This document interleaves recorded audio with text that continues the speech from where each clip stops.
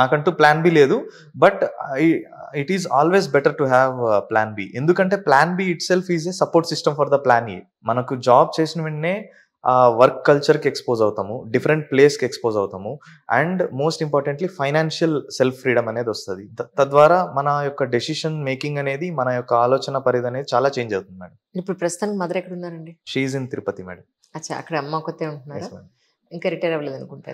Mummy and grandmother ఉన్నారు, and she is still in service. So what about marriage అండి? అమ్మ ఇప్పుడు marriage చేసుకోమని చెప్పట్లా?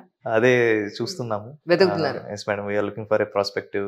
ఎలాంటి అమ్మాయి కావాలి చెప్పండి, ఈ వీడియో ద్వారా మీకు బోల్డ్ని సంబంధాలు వస్తాయి, చెప్పండి. అలా అడిగితే చాలా కష్టం. అలాని కాదు, జనరల్ గా సివిల్ సర్వెంట్ అయితే సివిల్ సర్వెంటే కావాలని, డాక్టర్ అయితే డాక్టరే కావాలని ఇలా ఏవో అనుకుంటున్నారు కదా. సో మీకు ఎలాంటి జాబ్ చేసే అమ్మాయి కావాలా, లేదండి నేను ఆల్రెడీ జాబ్ చేస్తుంటాను కదా, అమ్మ కూడా జాబ్ చేస్తుంది, నాకు హోమ్ మేకర్ అయితే నాకు ఇలా ఇష్టం, ఇలాంటివి ఏమైనా ఉన్నాయా? లేకపోతే వాట్ ఈస్ యువర్ రిక్వైర్మెంట్ అనేది అడుగుతున్నా అంతే. Madam, she must be having the basic educational qualification, and తను కూడా కూర్చొని నాతో పాటు ప్రిపేర్ అయితే సివిల్ సర్వీసెస్కి it will be a great option.